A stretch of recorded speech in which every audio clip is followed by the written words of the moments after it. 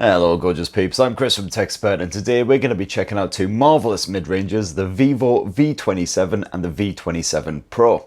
These sleek looking 6.8-inch blowers boast similar specs, including gorgeous 10-bit AMOLED displays, stereo speakers, and a custom version of Sony's IMX766 camera sensor for enhanced low-light photography. So what actually is the difference? Are they any good? And which one might be best for you? Well, let's whip them out of the box, check them out. And for more on the latest and greatest tech, please do poke subscribe and ding that notifications bell. Cheers! So first up, what do we get in the box? Well, we've got ourselves a pair of Vivo smartphones. You get a condom case bundled in there to protect your shiny new smartphone. The same huge ass 66-watt flash charge adapter. It's probably heavier than the actual smartphones. And of course a Type-C USB cable. And that's everything in the boxes, so let's check out the phones. So the Vivo V27 and the V27 Pro basically look like clones from the front. They're both whopping great 6.78 inch blowers, and yet surprisingly lightweight considering the size of them, 182 grams, and as you can see, no wasted space up front, very skinny bezels surrounding those mighty displays.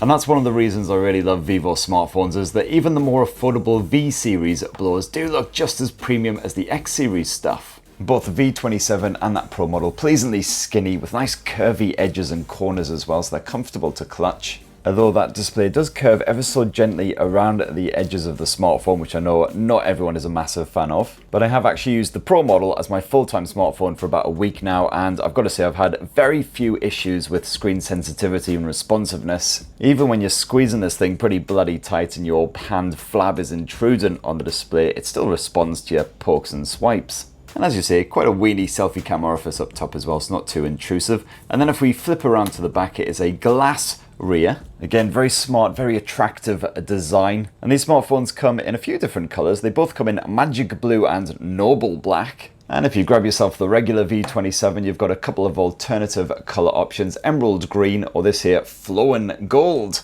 which as you can hopefully make out there, kind of morphs color depending on how the light catches it. And you'll find that the magic blue version of these smartphones has fluorite color change in glass. So you'll find that when sunlight strikes that arse end, it'll actually morph colour from this gorgeous, lovely pale blue into a much moodier, darker blue instead, thus allowing you to create your own designs if you can be bothered, although it does fade fairly fast. So overall, very sleek design, although there's no official IP rating for water and dust resistance, so they'll probably be fine if they get a bit of a splashing, but I certainly wouldn't take them into a bubbly bath or a hot tub. Now when it comes to the software, the Vivo V27 and the Pro are again basically identical. What you get here is a bit of FunTouch OS 13, just nicely basted on top of a bit of Android 13. So you got all those Android features you know and love, plus a bunch of bonus FunTouch bits. It's the same on the V27 and the V27 Pro. So a couple of quick examples. You've got the Ultra Game mode on both. This serves up some in-gaming features. So you can boost the performance, change up the display brightness, all kinds of stuff. You can also customize all the animations in the UI, including the likes of the in-display fingerprint sensor, charging animation, all kinds of stuff. And all the usual customization options, including an always-on display. Lots of different styles there to choose between, including lots of bright neon-y options. One of the newer features in FunTouch OS 13 that I rather like is the kinetic wallpapers. Basically, these allow you to set a steps goal, and then the closer you get to that goal, the more the flower blooms, which is quite a nifty idea. Of course, going off my exercise regime, these flowers would most likely be dead and limp and covered in dog piss. And yeah, you've got an in-display fingerprint sensor on both the V27 and the V27 Pro. It is a basic optical sensor, but works absolutely fine. As you can see, they're super responsive. I've only had issues when my fingers have been quite moist or a bit mucky. Apart from that, works perfectly. And as a backup option, you've also got face unlock if you'd rather use your mug, although that's not quite as secure. So as I say, I've been using the Vivo V27 Pro for about a week or so as my full-time smartphone. No real issues with FunTouch, other than the fact that it comes absolutely loaded with crapware. Like just tons and tons of the stuff. Like some Snapchat, ShareChat, whatever the hell that is. Phone P? These bloody folders full of hot apps and hot games. I mean, they can all just get to and thankfully most of them can be uninstalled. I've seen the odd wee judder and bit of shonkiness when flipping through the UI and everything, but generally FunTouch has been well behaved. And slightly confusingly, while the regular Vivo V27 comes as 256 gigs of storage standard, here on the Vivo V27 Pro, it looks like you got a choice of 128 or 256. So my Pro model actually has half the storage of the Vivo V27. And can you expand that with a micro SD memory card? Well, can you bollocks?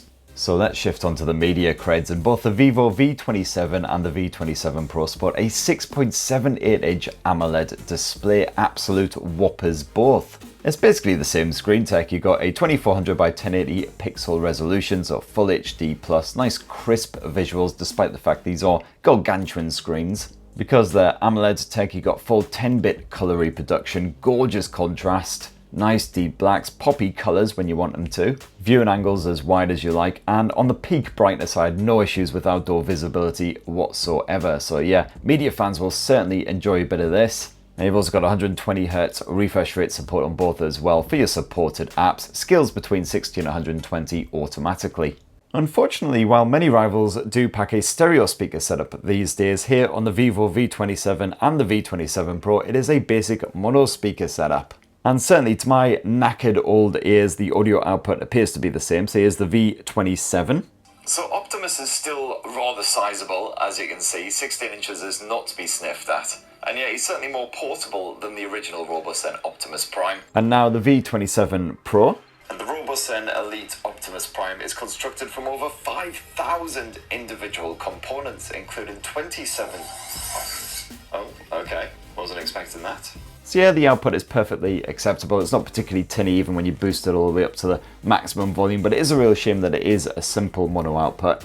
And yeah, there's bugger all headphone jack action on the V27 and the Pro model, so it is Bluetooth 5.3 streaming all the way. Thankfully, I had no issues with that. Now, so far, if you've actually been paying attention, you may have noticed that the V27 and the V27 Pro are pretty much frickin' identical, but there is one big difference between them, and that's the chipset that powers them. See, the regular Vivo V27 is powered by Mediatek's Dimensity 7200 platform. That is upgraded here on the V27 Pro to the Dimensity 8200. And that is backed by either 8 or 12 gigs of RAM on both phones, depending on what storage option you go for. My Vivo V27 has 12 gigs of RAM, while my Pro model only has 8, but as you can see, the Vivo V27 Pro spaffed out superior scores in Geekbench 6. Not much between them on the single core, but the multi-core, big old difference.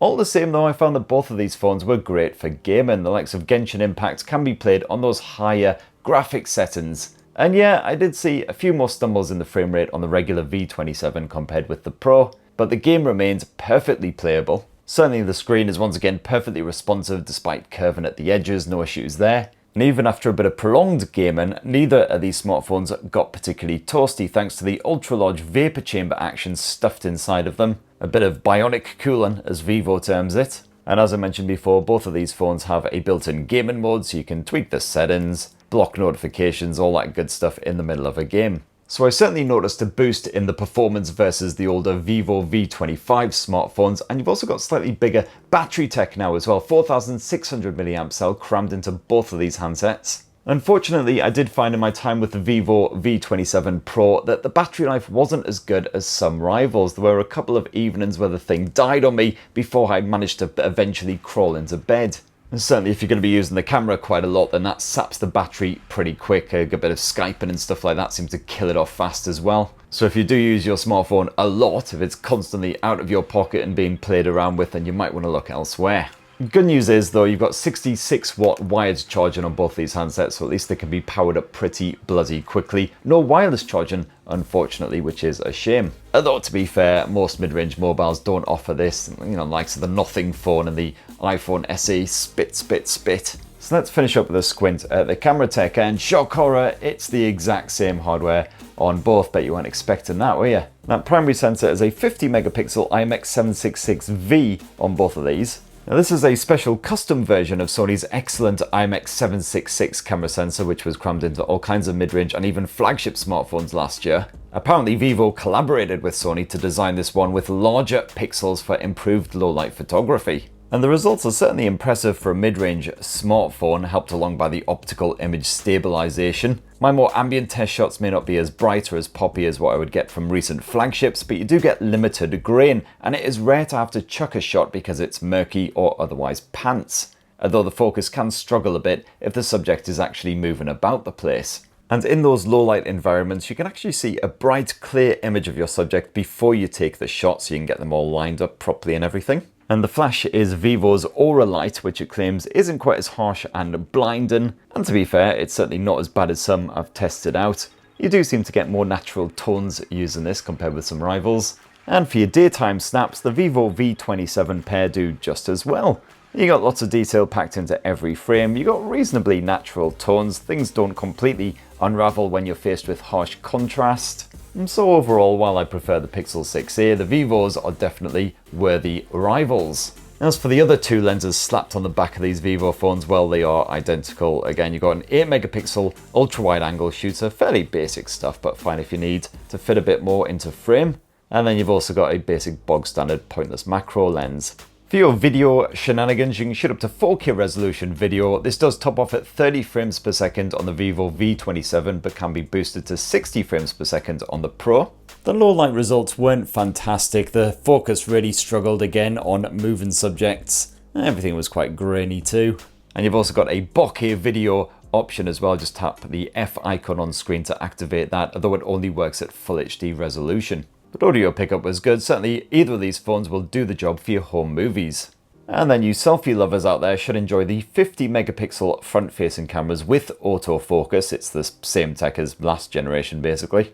And again, these seem to do the job nicely even when you're shooting against quite a bright background or in quite dark environments. And it's the same situation when it comes to video. You can shoot 4K at either 30 or 60 FPS here on the Pro model, otherwise it does limit to 30 FPS on the regular Vivo V27. And there you have it, that is how the Vivo V27 stacks up against the Pro. And as you can see, almost identical apart from the performance, and even then, both of them will do the job for gaming. It's kind of a shame the battery life wasn't a bit stronger, but apart from that, camera tech's great, media chop's pretty solid despite the lack of stereo speakers. And I really love that gorgeous design. So what do you reckon of the Vivo V27 and the V27 Pro? It'd be great to hear your thoughts in the comments below. Please do poke, subscribe and ding that notifications bell for more on the latest and greatest tech. And have yourselves a ruddy wonderful rest of the week. Cheers!